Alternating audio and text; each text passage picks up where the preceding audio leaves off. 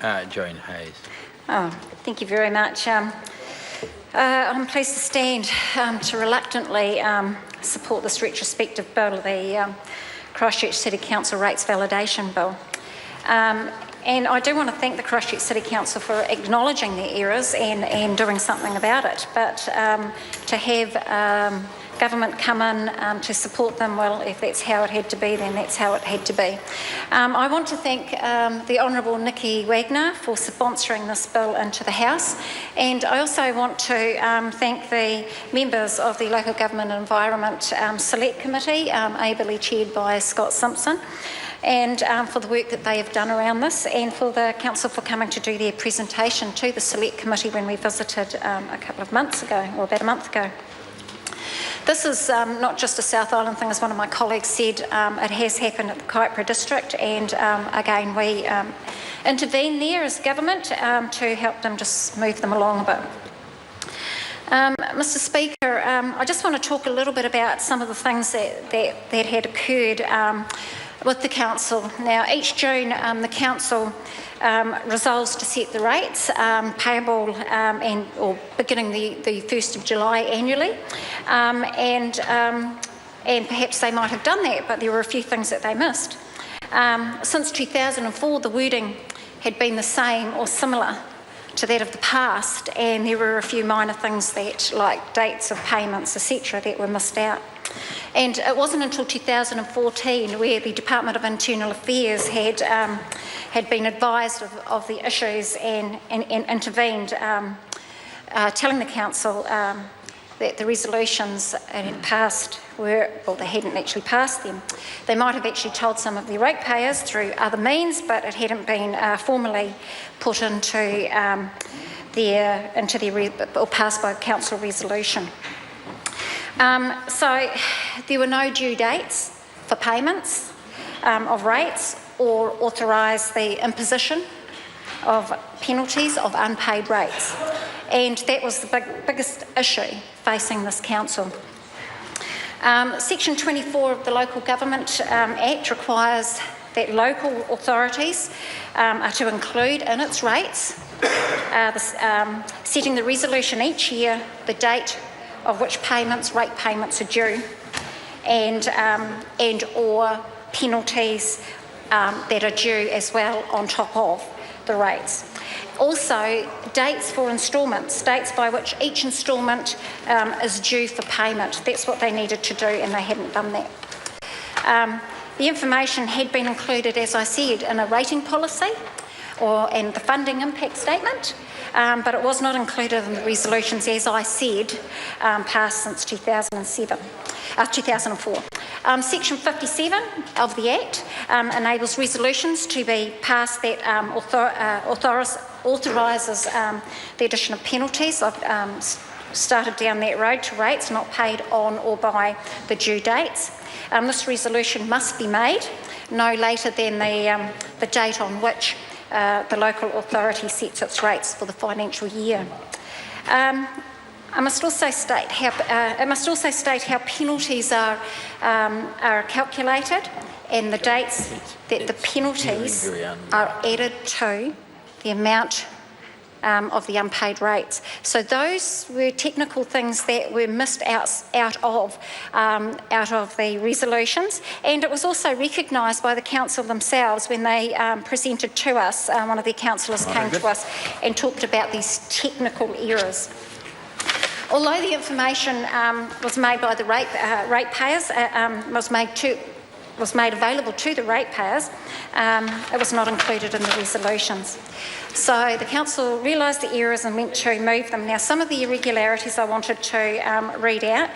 Details of each irregularity was pointed out by my colleague, Mr Paul Fosterbell, around the target rates to be validated by year. And he talked about the Church Bay sewer loan rates and the Church Bay water loan rates. Now, these dates, the years that we were impacted on, which was missed out in that particular piece of information, were for the Church Bay sewer loan rates. It was 2006, 2007 to 2008 and 2009, and these are key for those people. The Church Bay water loan rate was 2006 and to 2008-9.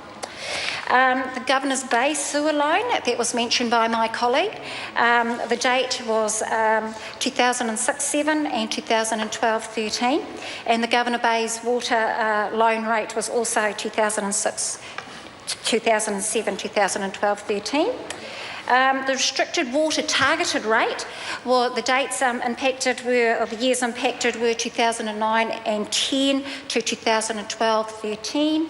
Water minimisation rate, waste minimisation rate, need new glasses, 2008, 2009 to 2012 to 2013.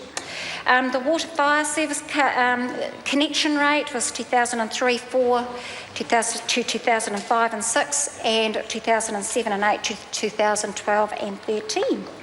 The uniform annual general charge was 2003 to 2012-13, and those were the dates which I needed to place here in this House to finish off that particular area around targeted rates to be validated.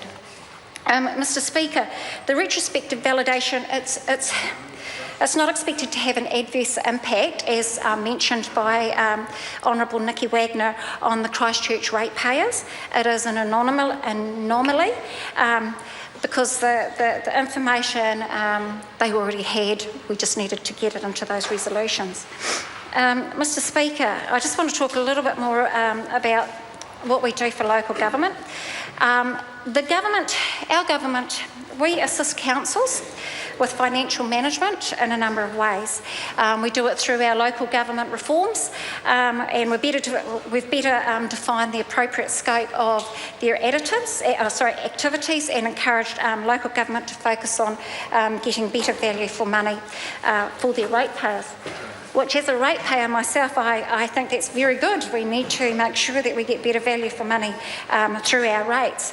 We've also established a financial prudence benchmarks, which are required by councils to produce their 30-year infrastructure plans, strategies, and this is really key for all councils, really, around infrastructure and the strategies on that. I think that the Christchurch earthquakes have shown up where the faults have been, and that infrastructure plans and strategies are key to making sure that cities will keep on going through adversity, and that's where we had a few issues in Christchurch over infrastructure issues from the earthquake. The councils also now have to provide information to their ratepayers, so their ratepayers can judge how their council is performing. I just want to say, in the council where our farmers, we've just received a letter from them to participate in a panel measuring the performance of our local council, and I think that that is a really great way of the ratepayers participating in rates within their cities or towns, and making sure that they are getting the money that value for the money that they pay, as well as seeing what else is happening within their councils to do with infrastructure and other things. There's been a big improvement in the past 7 years, Mr. Speaker, over rate rises. There's been a big improvement. The average rate rises since 2013 has been 1.4%. That's good news for everybody.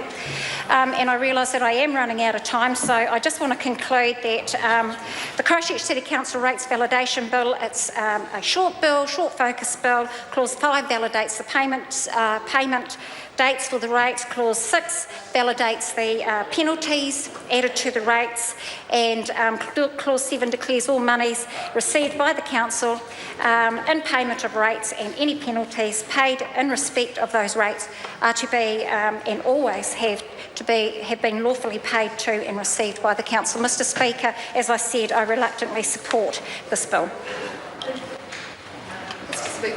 The Honourable Ruth Dyson. Mr. Speaker, unlike many other